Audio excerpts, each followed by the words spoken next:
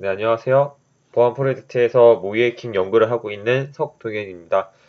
이번에 오픈소스를 활용한 웹 취약점 진단 및 스노트 분석 강의를 맡게 됐어요. 네, 첫 강의인데 일단 먼저 강의를 수강해 주신 분들께 감사하다는 말씀을 드리고요.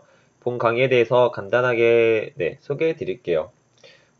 제목에 나타나는 것처럼 상용화나 유료 도구가 아닌 오픈소스로 제공되는 무료 도구를 활용해서 첫 번째로는 웹 취약점 진단, 그리고 두 번째는 스노트 분석까지 다뤄볼 예정이에요. 사실 이 강의는 제가 진행했던 프로젝트를 강의로 만든 건데, 처음에는 모이해킹을 할 때, 진단을 할 때 어떤 웹 스캐너를 활용할까라고 해서 고민을 먼저 했어요. 그래서 상용화된 도구를 활용해서 한번 진단을 해볼지, 아니면 지금 오픈소스로 제공이 되는 도구를 활용해서 진단을 해볼지, 이 두 가지를 좀 비교를 해볼까라고 해서 오픈소스를 좀 착안하게 되었고요.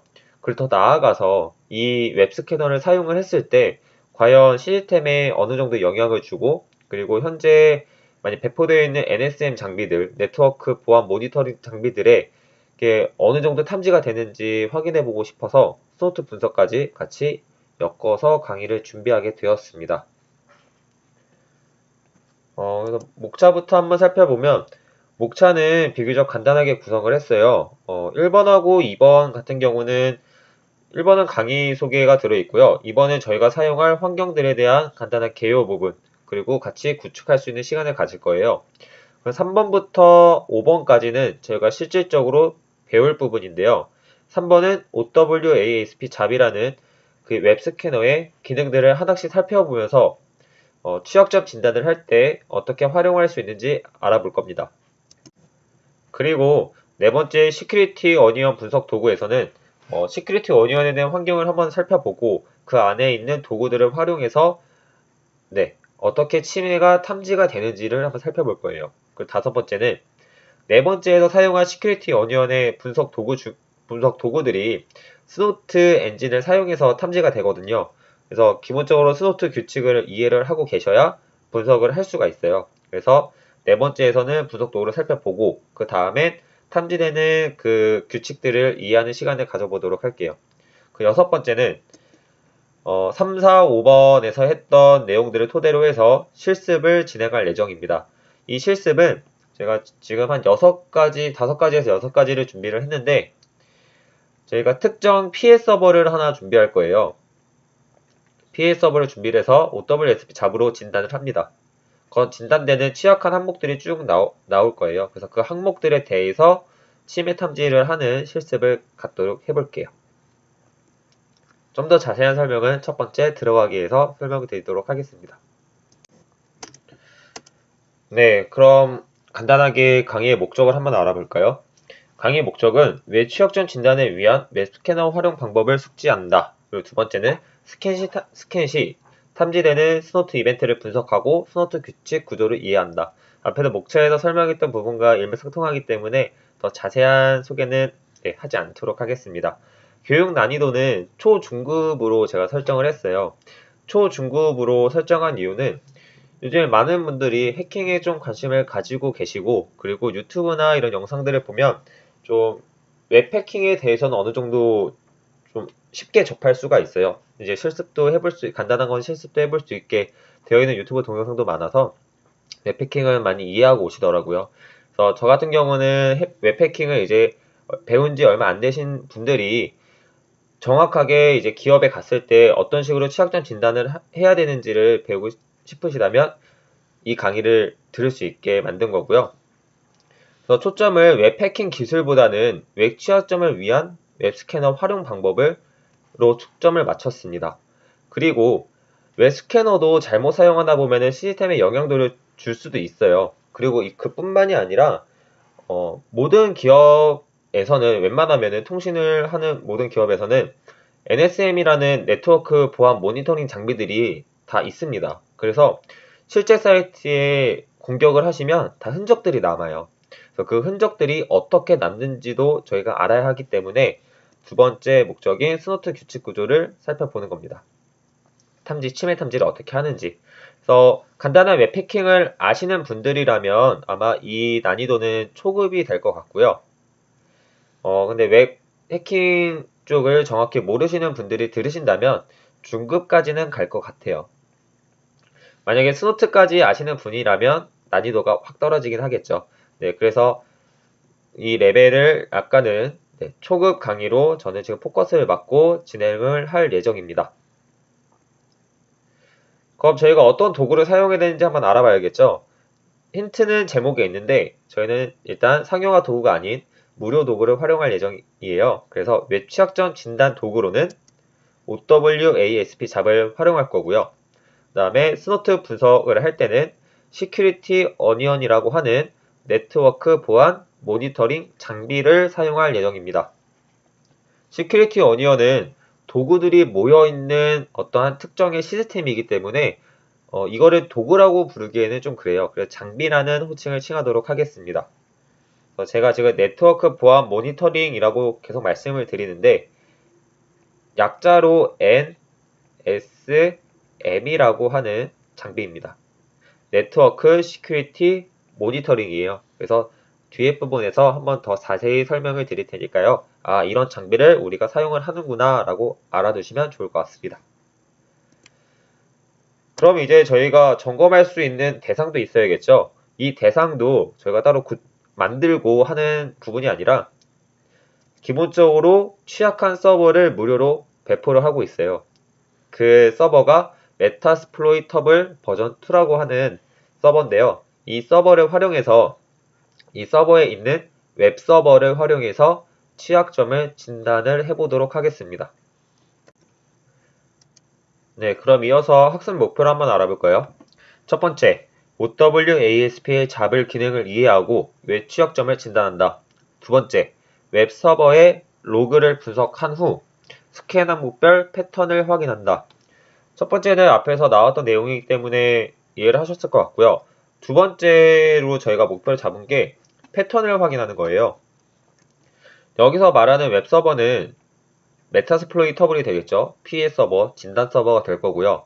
스캔을 했을 때 이 서버의 대상으로 웹 스캐너로 스캔을 했을 때 웹 서버의 로그를 확인하면 공격한 흔적들이 일부 남아 있어요. 그 웹 로그에 남아 있기 때문에 그 로그를 분석을 해서 OWASP 잡으로 스캔을 한 항목들별로 어떤 패턴들을 사용했는지 한번 찾아볼 겁니다. 웹 로그는 확인했을 때 이렇게 쭉 나와 있겠죠. 일렬로 이렇게 어떤 기록들이 쭉 있을 거예요. 그럼 이 기록들을 보고 저희는 패턴을 추출할 거예요. 예를 들어서 SQL 인젝션 공격을 진단을 했다. 그러면 이 웹 로그에는 SQL 인젝션에 대한 패턴들이 삽입이 되어 있을 거예요. 그러면 그 로그를 보고 SQL 인젝션에 사용된 패턴들은 저희는 추출을 합니다. 이 과정을 왜 하냐면 저희는 웹 스캐너를 사용하긴 하지만 그 스캐너의 점검 항목들이 어떤 패턴을 가지고 있는지는 몰라요. 단지 스캔 후에 취약점이 발생했다라고 해서 경고에 대한 출력물은 뿌려주지만 어떤 패턴이 사용이 됐는지는 확실하게 알 수가 없거든요. 그래서 그 패턴을 확인하기 위해서 이런 과정을 거치고요. 그리고 한 가지, 이런 패턴들을 저희가 모아놓게 되면 이거를 만들 수 있다 그러죠. 그 치트시트라고 불리는 그 목록들을 저희가 만들 수 있게 돼요. 따로 하나하나 이제 저희가 일일이 짜는 것보다 이렇게 스캔 도구에 있는 패턴들을 이용해서 좀 비교적 간단하게 치트sheet을 만들 수가 있습니다. 세 번째, 시큐리티 오니언의 도구와 스노트 규칙 구조를 이해한다. 네 번째, 웹 취약점 진단 시 탐지된 이벤트를 분석한다. 네, 세 번째 목표하고 네 번째 목표는 거의 좀 비슷한 목표고요. 그 다음에 다섯 번째, 새로운 스노트 규칙을 적용 후 탐지한다. 시큐리티 오니언 장비를 활용을 하면 기본적으로 침해를 탐지할 수가 있습니다. 근데 모든 공격을 다 탐지를 할까요? 그렇진 않아요. 이 장비를 사용한다 해도 기본적으로 적용된 규칙을 통해 어느 정도는 탐지가 되지만 모든 규칙을 탐지는 할 수가 없습니다. 그래서 탐지가 되지 않은 규칙들이 있다면 저희가 마지막 목표로 새로운 스노트 규칙을 적용해서 탐지를 해볼 예정이에요. 이게 아까 목차에서 한 6번째 나왔던 부분인데 그 실습을 통해서 새로운 규칙을 적용을 해보도록 하겠습니다. 네, 그럼 이어서 강의를 본격적으로 시작하기 전에 오늘은 첫 시간이기 때문에 간단하게 오리엔테이션 시간이잖아요. 그래서 제가 이 강의에 대한 내용을 좀 더 처음 접하시는 분들을 위해서 조금 더 풀어서 설명해 드리도록 하겠습니다. 금방 끝내도록 할게요. 저희가 이 강의의 목적을 오픈소스라고 이렇게 좀 단정을 지어서 시작을 했어요. 그 이유가 요즘에 모의해킹 공부를 하시거나 아니면은 일반 개발을 하시는 분들도 오픈소스라는 단어를 참 많이 접하게 돼요. 최근에 뭐 IT에 종사하는 사람들 뿐만이 아니라 일반 사람들도 오픈소스라는 단어에 많이 노출이 되어 있죠. 뭐 그 이유는 저희가 사용하는 핸드폰, 핸드폰 운영체제인 안드로이드의 공이 크다고 생각을 하는데 그만큼 오픈소스는 저희에 가까이 와 있습니다. 그럼 정확히 오픈소스가 뭔지도 알아야 되고 그 오픈소스를 왜 사용하는지도 알아야 되잖아요. 그래서 간단하게 이런 얘기를 하려고 지금 준비를 했고요. 오픈소스는 말 그대로 소스코드가 오픈되어 있다라고 생각을 하시면 돼요. 그리고 GitHub라고 하는 형상관리 사이트를 통해서 기본적으로 제공도 하고 그리고 형상 유지도 하고 있습니다. 그래서 구글링을 하시다가 뭐 어떤 스크립트를 얻고 싶어서 구글링을 하셨는데 GitHub 주소로 이렇게 출력이 된다면 오픈소스로 제공되는 스크립트구나, 프로그램이구나 이렇게 생각하시면 될 것 같아요. 그럼 오픈소스는 무엇일까요? 조금 더 정확하게 정의를 내리고 한번 지나가 볼까요? 제가 따로 정의를 내리는 것보다 지금 현재 백과사전이나 어떤 블로그 사이트에서 어떻게 정의를 내리고 있는지 한번 적어왔어요. 위키백과사전, 저희가 많이 참고하는 사전이죠. 위키백과사전에서는 어떻게 정의를 하냐면 소프트웨어 혹은 하드웨어의 제작자의 권리를 지키면서 원시 코드를 누구나 열람할 수 있도록 한 소프트웨어 혹은 오픈소스 라이선스에 준하는 모든 통칭을 일컫는다. 이지메타라는 사이트에서는 오픈소스, 공개 소프트웨어는 저작권자가 소스코드를 공개하여 누구나 특별한 제한 없이 자유롭게 사용, 복제, 배포, 수정할 수 있는 소프트웨어다 라고 설명을 하고 있네요.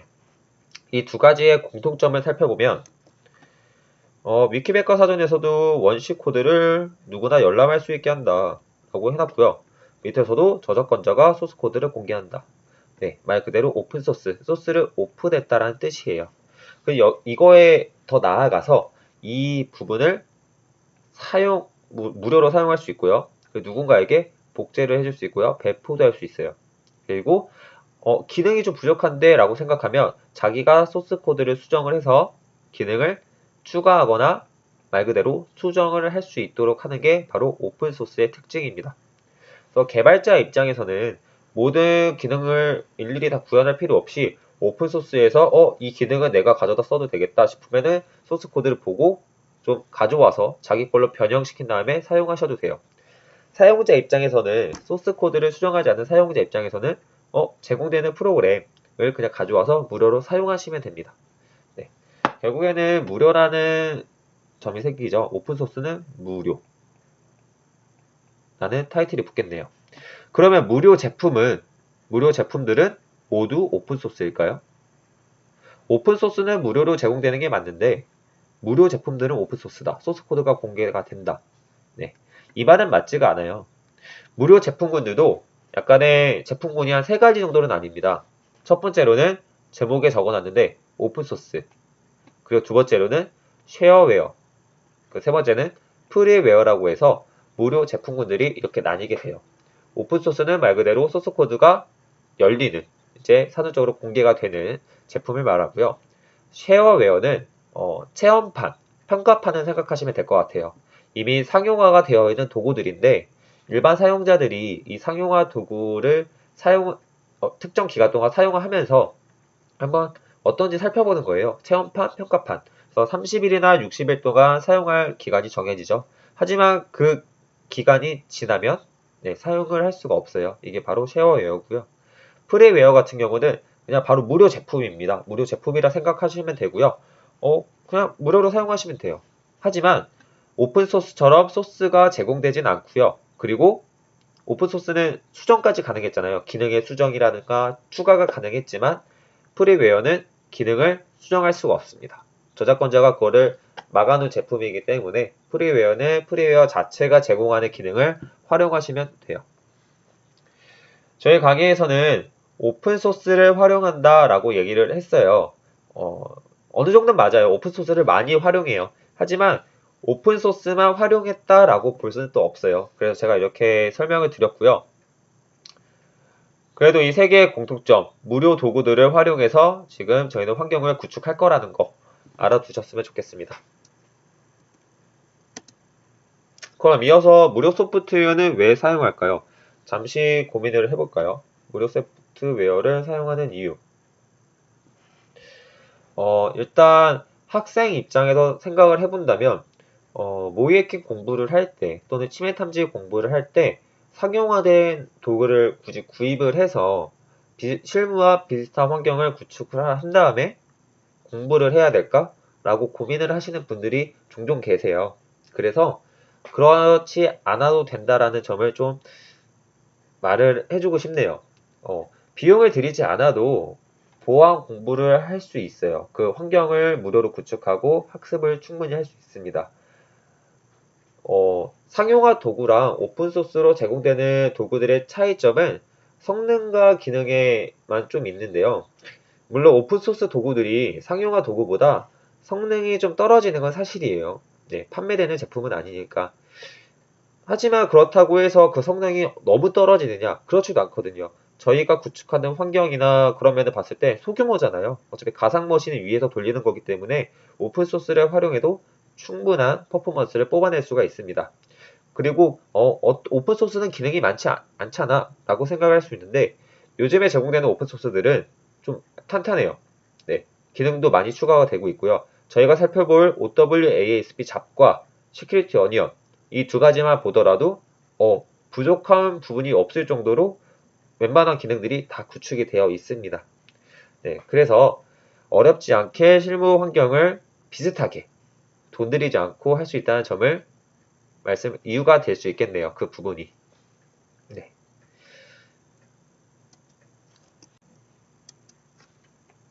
네. 그리고 이어서 진단 과정에 대해서도 한번 말씀을 드릴게요. 웹해킹에 대해서 또는 취약점 진단에 대해서 처음 들으시는 분들도 계실 것 같아서 이 부분을 준비를 했고요. 아시는 부분은 한 2, 3분 정도 이게 점프해서 넘어가셔도 될 것 같아요. 진단 과정은 크게 세 가지 단계로 나뉩니다. 정보 수집, 웹 애플리케이션 취약점 진단, 그리고 시스템 취약점 진단으로 나뉘고요. 정보 수집은 말 그대로 주어진 자원에 대한 사전적인 정보를 수집하는 단계예요.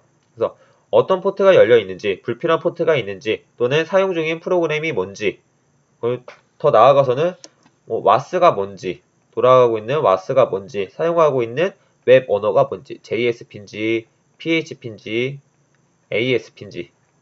만약에 PHP라면 우리가 많이 사용하고 있는 워드프레스를 사용하고 있는지 등에 대한 정보를 확인하는 게 바로 정보 수집이에요. 그래서 정보 수집에도 도구가 활용이 돼요.